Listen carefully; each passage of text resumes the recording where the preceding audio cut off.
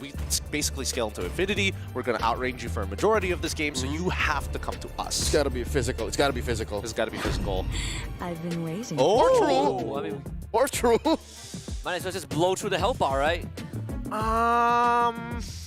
Is this the way to go, though? I mean, the light wheel there has been like a small hot patch here to get more higher tick rate. A little buff. He's not going to make any impact whatsoever. It's time to get into this game here. It's going to be Team Falcons on the blue side up against Onic Esports on the red. And it looks like it's going to be a fast jungle clear for Onic Esports with the help of the Jawhead and the smart missiles. Amazing crossover jungling from both sides.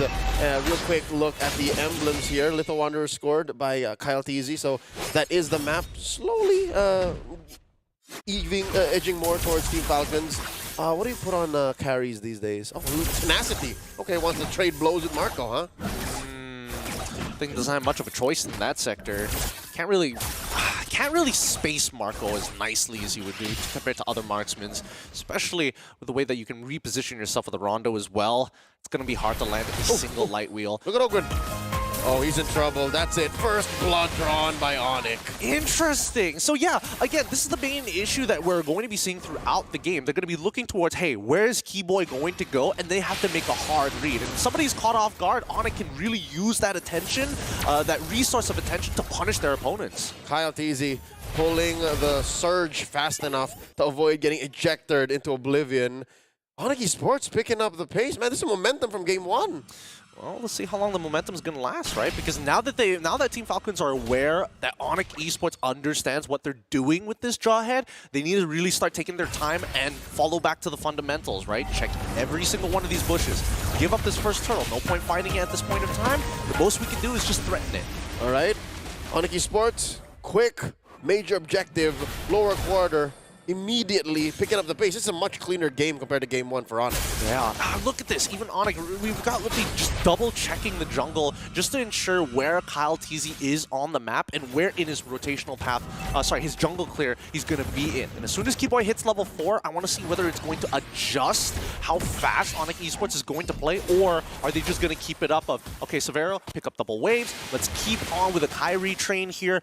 Package him well, and then ship him off into the Falcon Esports' backline. Yeah, but that's something we did not talk much about in the draft is Onic Esports, the lineup they have is even if you're not getting anything, like no big major fights, you're still doing something. Oh, yeah. You're leading up to something. You scale so good in the gold lane, and you're farming out of your mind in the jungle.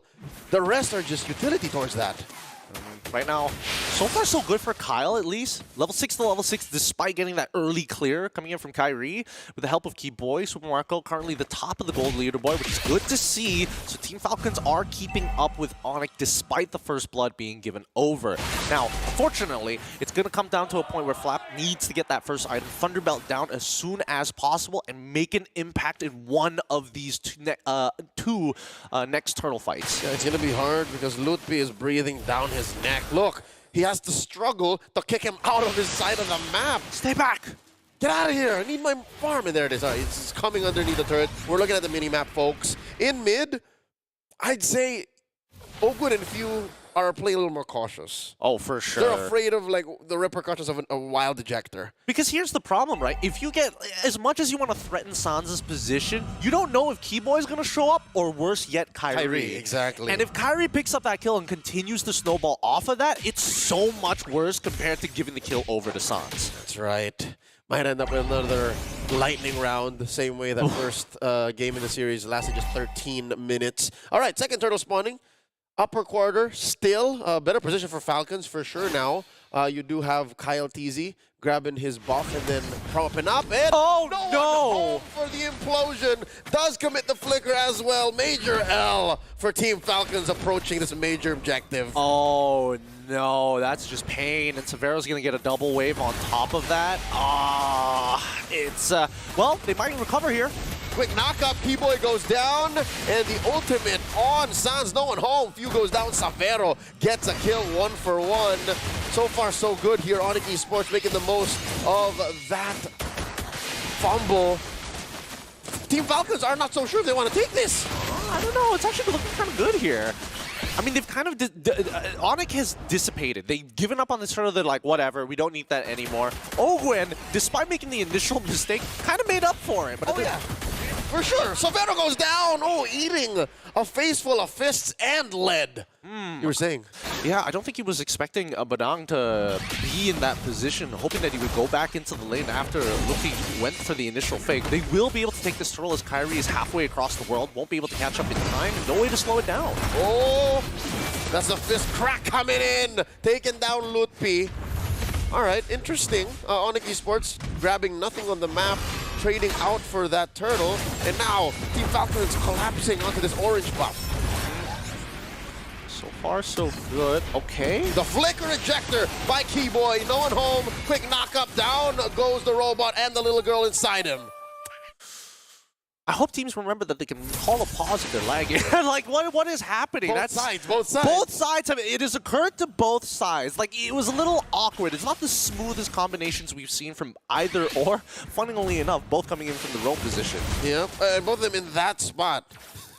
Hot zone. Uh-oh, Silvero gets caught out. That's 3 members of Falcon collapsing onto him. Marco gets another. This would be a good time to build a sky piercer, which he does have. Beautiful, beautiful stuff. But he's still going to go with his traditional, what he did in the previous game. He went for Malefic Roar and then goes for the sky piercer, all the while holding a Fury Hammer. And then he's on his way to a Hunter Strike now. Like, Gideon, look at this. I'm still doing it. I refuse to build tier 2 boots. I'll only do it 4th item. Oh, you're crazy. There you go. He's #1 on the net gold worth here, 5,700. Kyrie coming up at 1,000 down. I think this is what Falcon wanted since game 1 anyways. Like, whatever we're seeing now is what they wanted to do in the game prior. Yep. And they're making it work this time around, and they're making it work well.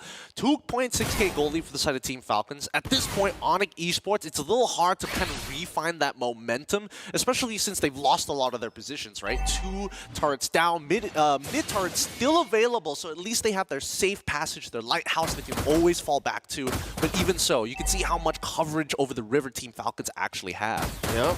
Quick crossover by Ogwen using that surge in the river to reposition. Post up, he does have a flicker. And this could be anybody's turtle. I think this is a bigger chance for Falcons now that Ogwen can redeem himself.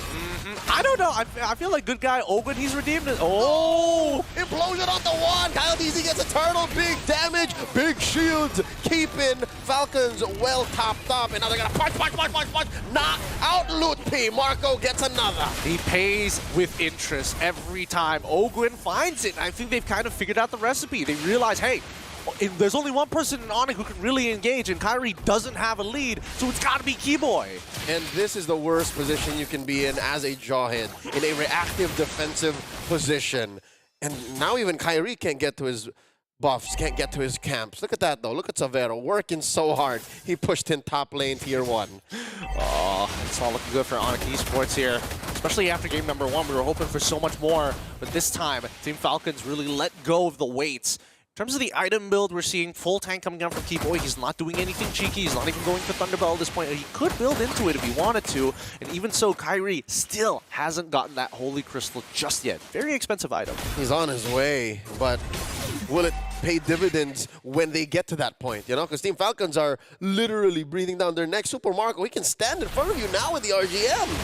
Interesting. Rose gold purchase coming in from Super Marco as well. Wants to make sure that he can at least survive against Kyrie if it does come down to it.